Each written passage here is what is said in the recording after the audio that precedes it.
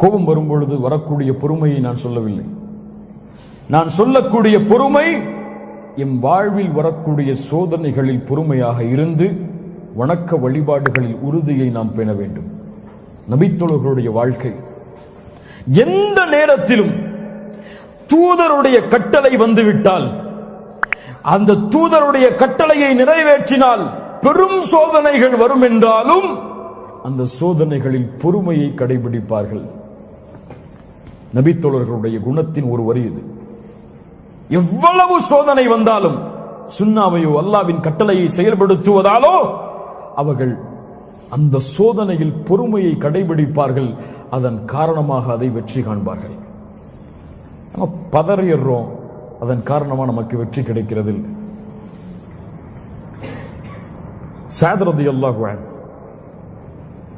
தாய் சொன்னார்கள், மகனே நீ இஸ்லாமை ஏற்றால் நான் சாப்பிட மாட்டேன், குடிக்க மாட்டேன், எந்த நிலையில் இருக்கிறேனோ அதே நிலையில் மரணிப்பேன். ஸஅத் ரலியல்லாஹு அன்ஹு சொன்னார்கள், தாயே நீங்கள் என்ன ஆனாலும் பரவாயில்லை, ரப்புடைய கட்டளையில் உங்களுக்கு நான் கட்டுப்பட மாட்டேன். உறுதி. சோதனை. தாய் முதல் நாள், இரண்டாவது நாள், மூன்றாவது நாள் தாயுடைய நிலைமை மாறியதாக இல்லை. சாப்பிடவில்லை, குடிக்கவில்லை, குடிக்கவில்லை. தாய் சோர்ந்து மயங்கக்கூடிய நிலைமை. ஸஅத் அவர்கள் அருகில் சென்றார்கள். தாயே, அல்லாஹ் ரப்புல் ஆலமீன் உங்களுக்கு 100 உயிரை கொடுத்தாலும் சரி, அந்த ஒவ்வொரு உயிரையும் இதே சோதனையில் நீங்கள் மரணித்தாலும் சரி, இந்த சோதனைக்காக அல்லாஹ் ரப்புல் ஆலமீனுடைய மார்க்கத்தை விட்டு ஒருபோதும் நான் விலக மாட்டேன்.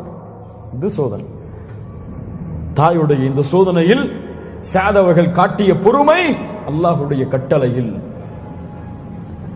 அபூ உபைதா ரலியல்லாஹு அன்ஹு ஷாமிற்கு உமர் இப்னு கத்தாபால் அனுப்பப்படுகிறார்கள். ஷாம் தேசத்திலே தாஊன் பரவுகிறது, பரவக்கூடிய நோய். உமர் இப்னு கத்தாப் ரலியல்லாஹு அன்ஹு அபூ உபைதாவை அந்த இடத்திலிருந்து அழைத்து வர வேண்டும் என்று விரும்புகிறார்கள்.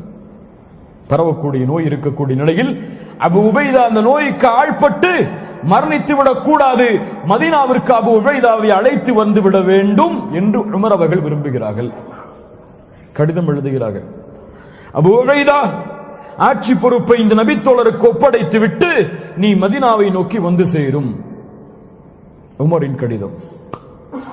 அபூ உபைதாவிற்கு கடிதம் வந்தவுடன் மறுபடியும் கடிதம் எழுதினார்கள் உமருக்கு. உமரே, உங்களின் நோக்கத்தை நான் அறிகிறேன், உங்களின் நோக்கத்தை நான் அறிகிறேன். தூதர் ஸல்லல்லாஹு அலைஹி வஸல்லம் எங்களுக்கு சொன்னார்கள், நோய் பரவக்கூடிய இடத்தை விட்டு, நோய் இருக்கக்கூடிய நிலையில் அந்த ஊரை விட்டு கடந்து செல்லக்கூடாது என்று.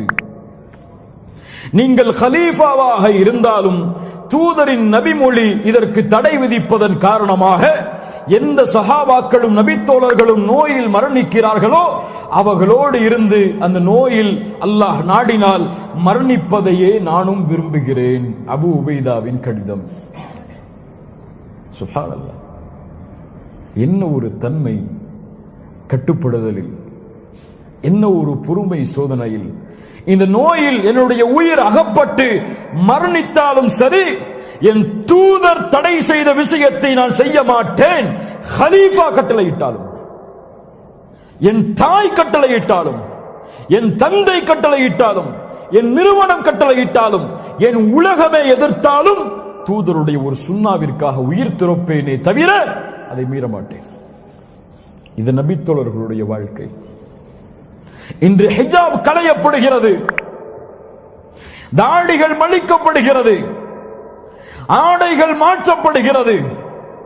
ஒரு முஸ்லிம் தன்னை முழுவதுமாக மாற்றிக் கொள்கிறான். துன்யாவுடைய காரியம் வந்துவிட்டார்.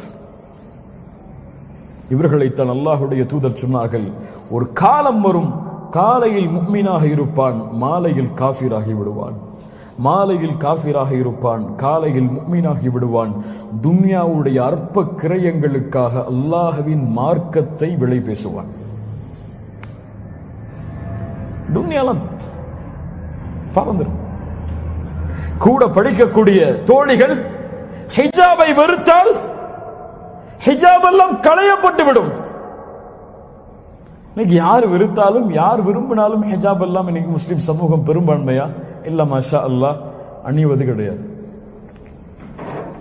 ஒரு முஸ்லிம் பெண்ணுடைய போட்டோ வெளியே வந்தால் ஒரு பெரிய அருவருப்பு ஒரு காலத்தில் இருந்தது. என்னடா இந்த முஸ்லிம் பெண் போட்டோலாம் போடுறாளேன்னு சொல்லி இன்ஸ்டாகிராம்னு ஒரு ஆப் இருக்கு, பெரிய ஃபித்னா. உள்ள போய் பார்த்தீங்கன்னா அவ்வளவு முஸ்லிம் பெண்கள் ஹிஜாபை அணிந்து கொண்டு அவர்களை தாங்களே போட்டோ எடுத்து அப்லோட் செய்து அதை மக்கள் பார்த்து கமெண்ட் செய்து லைக் செய்வதை அவர்களே விரும்புகிறார்கள். சுப்ஹானல்லாஹ். கல்லூரிகளில் ஹிஜாபை கடைபிடிக்கக்கூடிய பெண்களுடைய எண்ணிக்கை மிக குறைவு.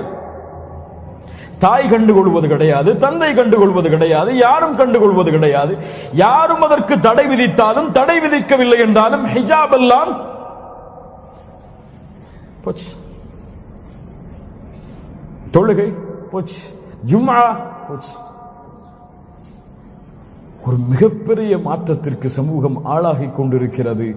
இதையெல்லாம் தடுப்பதற்கோ அல்லது இதை எடுத்துச் சொல்வதற்கோ அறிவுரை சொல்வதற்கோ இருக்க வேண்டிய சமூகம் இந்த சமூகத்தில் இல்லையோ என்ற ஒரு கேள்வி வருகிறது.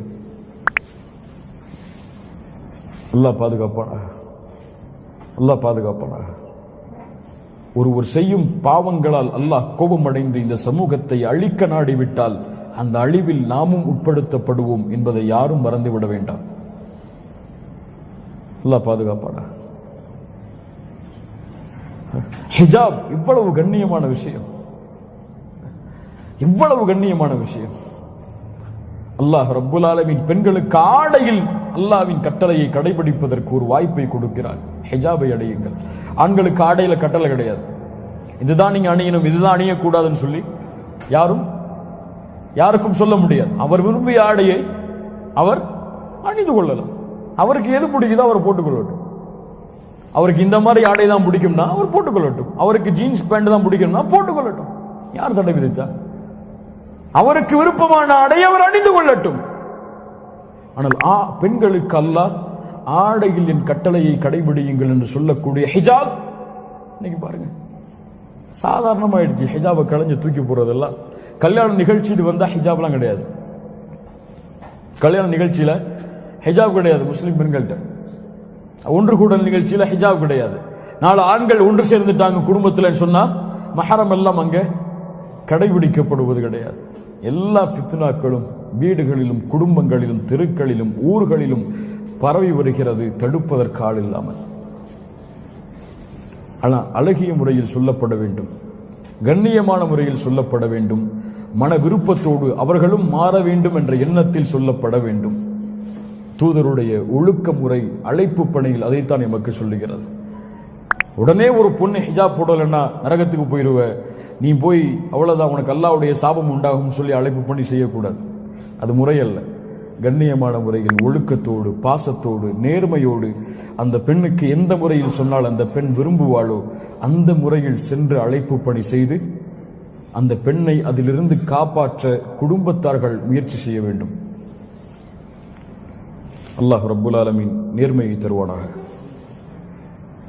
இந்த பொறுமையை கடைபிடியுங்கள். சோதனையில் காலம், எங்கு சென்றாலும் முஸ்லிம்கள் சோதிக்கப்படுவார்கள்.